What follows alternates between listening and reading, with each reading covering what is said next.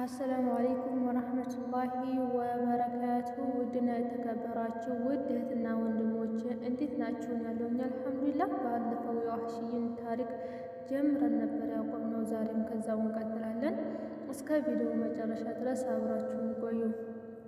ዋህሺ ባለፉት ጊዜያት በሰራው ኃጢአት እጅግ የሚጸጸት ሰው ሆነ።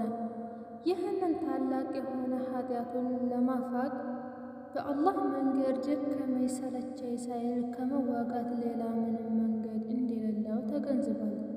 በመሆኑም የአላህን አንበሳ ሐምዛህን የገደለበትን ጦር ይዞ በዚያ በመውጋት ብዙ አጋሪዎችን ሊገድልበት ወሰነ። ነቢዩ ሰለላሁ ዐለይሂ ወሰለም ካረፉ በኋላ አቡበክር ረዲየላሁ አንሁ ቦታቸውን ተተኩ። ሙስሊሞች ቃል ኪዳን እሳቸው ጋር ይጋቡ ነበር። በሌላ በኩል ደግሞ ብዙ አፈንጋጮችና ሐሰተኛ ነቢያትም ተነሱ። ነቢይ ነን እያሉ ከተነሱት ሰዎች መካከል ሙሰይለማ አልከዛብ፣ ጦልሓ ኢብኑ ኹወይሊድ አልአሰዲ፣ አልአስወድ፣ አልአንሲና ሰጃህ ይገኙበታል። አቡበክር ረዲየላሁ አንሁ የመጀመሪያው የኢስላም ኸሊፋ እነዚህንና ሌሎችንም ኃይላት በጽናት ለመደምሰስ ኃይላቸውን ማነቃቃት ነበረባቸው። ከሙሰይለማ ጋር በተደረገው ከባድ ጦር ለመሳተፍ ወደዛ ያቀና ዋህሺ ለማማህ በሙስሊሞች ጋር ሆኖ የሙሰይለማን ሰራዊት ድል ለማድረግ ተቃርቦ ነበር። ሆኖም ግን በኑ ሐኒፋዎች እየሾለኩ ጠንካራ ምሽጎቻቸው ውስጥ በመግባት የሚወረውሩትን የቀስት ፋልጻ የሚቋቋመው አልተገኘም። ቆየት ብሎ ግን አልበራ ኢብኑ ማሊክ ረዲየላሁ አንሁ የተባለ ሙስሊም ጀግና በአትክልት ስፍራው ላይ ቀስ ብሎ በዘዴ ከተጠጋ በኋላ በአጥሩ ላይ በመንጠልጠል ግቢው ውስጥ ሊያርፍ በቃ።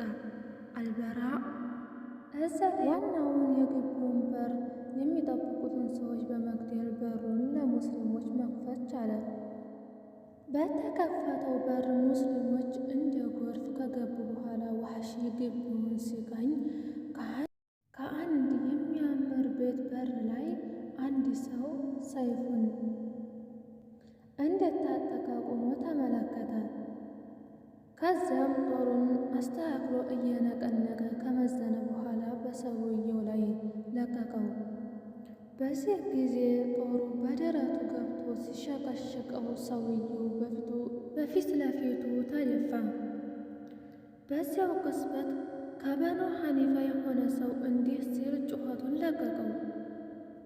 አንድ የጥቁር ባሪያ የኔ ዋህሺ ማለቱ ነው፣ ሙሰይለማህን በጦር ወቅቶ ገደለው አለ። የሰውየው ቃላት ዋህሺይን ልክ ከፍተኛ ሙቀት ጊዜ እንዴት ተገኘ ቀዝቃዛ ውሃ አንጀቱን ሲያረሳው ተሰማው። በመጨረሻ ምንሆ ህልሙ ሁሉ እውን ሆነ። እንደ መርግ ተጭኖ ሲያሰቃየው ኑሮ ኃጢአቱ የሚፍቅበት ጊዜም መድረሱን ተገነዘበ። እንግዲህ የትካዜና የጸጸት ጊዜ ተከተተ። ተከታዮቹን ሁሉ ወደ ጀሃነም ይዞ የሚሄደው ሐሰተኛው ሙሰይለማ ለአንዴና እስከ ወዲያኛው ድረስ ገላግሎታል። ከዚያም ድምፁን ከፍ አድርጎ እንዲህ አለ። በዚህ ጦሬ ከነቢዩ ሰለላሁ ዐለይሂ ወሰለም ቀጥሎ ምርጥ የሆነውን ሰው ሐምዛህ ኢብኑ አብዱልሙጠሊብን እንዲሁም ከሰዎች ሁሉ መጥፎው ሙሰይለማ ገድሌበታለሁ አለ። ዋህሺ የመጀመሪያው ኃጢአቱን እንዲምረውና ሁለተኛውንም መልካም ምግባሩን እንዲቀበለው ሁልጊዜ አላህን መማፀን ልማዱ ነበር። አላህ ሱብሓነሁ ወተዓላ በተከበረው ቃሉ እንዲህ ይለናል፣ ወኢኒ እኔ ለገፋሩን መሐሪ ነኝ ሊመን ታበ ለተጸጸተ ሰው ወአመነ ላመነም ሰው ወዓሚለ ሷሊሐን መልካምንም ለሰራ ሰው ثم اهتدى ተዛም ለተመራ ሰው። ሱረቱ ጣሃ ቁጥር 82 ላይ ይገኛል። ዘክዋን ኢብኑ አብደልቀይስ ረዲየላሁ አንሁ። ዘክዋን ኢብኑ አብዱልቀይስና አስዓድ ኢብኑ ዙራራህ ዑትባህን ኢብኑ ረቢዓህን ለመጎብኘት ወደ መካ ጋለቡ። እዚያ እንደደረሱም ዘክዋን እንዲህ የሚል ሰላምታ አቀረበለት። አቡ አልወሊድ የአማልክት ሰላምታ አልወሊድ የአማልክቱ ሰላም ባንተ ላይ ይሁን አለው። ሐዘንና ትካዜ የተጫጫነው ዑትባህም ለዘክዋንም ሰላም ባንተም ላይ የእነርሱ ሰላም ይሁን በማለት አጸፋውን መለሰለት። ያጋጠመህ ችግር አለ እንዴ አቡ አልወሊድ ሲል ዘክዋንም ጥያቄ ሰነዘረለት። በካዕባ አጠገብ በፈጣሪያቸው ፊት ጎንበስ ቀና እያሉ የሚሰግዱትን ሙሐመድ ሰለላሁ ዐለይሂ ወሰለም በጣቱ እያመላከተ ዑትባህ ይህ የምታዩት ጸሎተኛ ሰው ሐሳባችንና ሁለንተናችንን አመሰቃቀለብን አለ። አስዓድ ኢብኑ ዙራራህና አቡ አልአይሰም ብኑ አጠይሃን በየስሪብ መዲና ስለ አህዳዊ እምነት ያውቃሉ። እናም አስዓድ እንዴት በማለት ጥያቄ አቀረበ። ከፈጣሪ የተላኩኝ ነቢይ ነኝ እያለ አለ ዑትባህ። በዚህ ጊዜ ዘክዋን ወደ አስዓድ ጆሮ ጠጋ ብሎ በዝግተኛ ድምፅ ይህ የአንተ ሃይማኖት ነው አለው። እዚያው ሁኔታ ላይ እያለ ዑትባህ ኢብኑ ረቢዕን ትተውት ከሄዱ በኋላ ነቢዩ ሰለላሁ ዐለይሂ ወሰለም ስግደታቸውን እስኪጨርሱ ድረስ በትዕግስት ይጠባበቁ ያዙ። ከዚያም አብረዋቸው ተቀምጠው ስለ ኢስላም ከነገሯቸውና ቁርአንንም ካነበቡላቸው በኋላ ሁለቱም ኢስላምን ተቀበሉ። ዘክዋን ኢብኑ አብዱልቀይስና አስዓድ ኢብኑ ዙራራህ ምንም እንኳን ከሀገራቸው የስሪብ የመጡት እርሱን ሊጠይቁት ቢሆንም ከዚያ በኋላ ግን ዑትባህን ኢብኑ ረቢዕን ሳያገኙት ወደ የመጡበት ተመለሱ። በዚያም የተነሳ ዘክዋን ኢብኑ አብዱልቀይስና አስዓድ ኢብኑ ዙራራህ ረዲየላሁ አንሁ በመዲና ህዝቦች ውስጥ የመጀመሪያዎቹ ሙስሊም ሊሆኑ ቻሉ።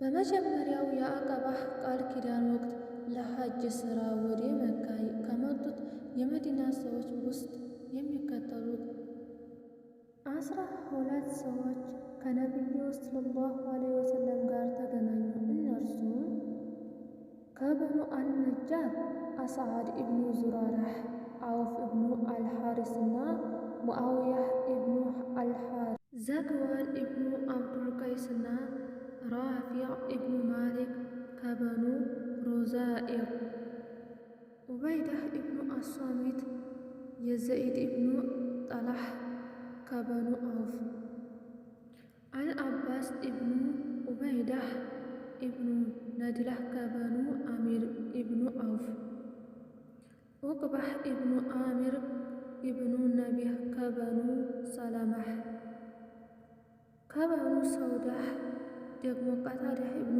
አምር ኢብኑ ሃዲያህ፣ አቡ አልሐይሰም ኢብኑ አጠይሃንና ኡወይም ኢብኑ ሰኢዳህ ከአውስ።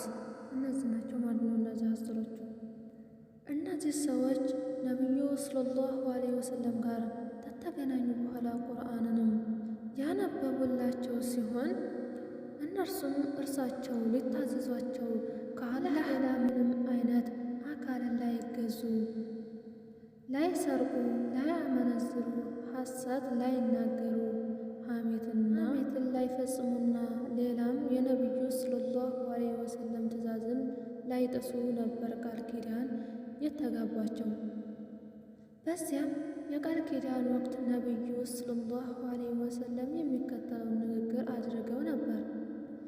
ይህን ቃል ኪዳን የሚጠብቅ አላህ ዘንድ ታላቅ ምንዳ ያገኛል። ሆኖም ግን ከእነዚህ ነገሮች አንዱ ያፈረሰ በዚህ ዓለም ላይ ጉዳት ወይም ቅጣት ሊመጣበት ይችላል። ይህም በመጪው ዓለም ከሚጠብቀው ዘላለማዊ ቅጣት የሚድን ለመሆኑ ምልክት ነው። ሆኖም ግን ኃጢአቱ ከሰዎች ያልተሰወረ ከሆነና በዚህ ዓለም ላይ ሰውየውም ምንም አይነት ቅጣት ካላገኘው የእርሱ ጉዳይ ያለው በአላህ እጅ ነው ማለት ነው። ሊምረው ይችላል ወይም ሊቀጣው። አንሷሮች አላህ ሱብሓነሁ ወተዓላ የዋለላቸውን ጸጋ እያመሰገኑ ወደ የስሪብ መዲና ተመለሱ።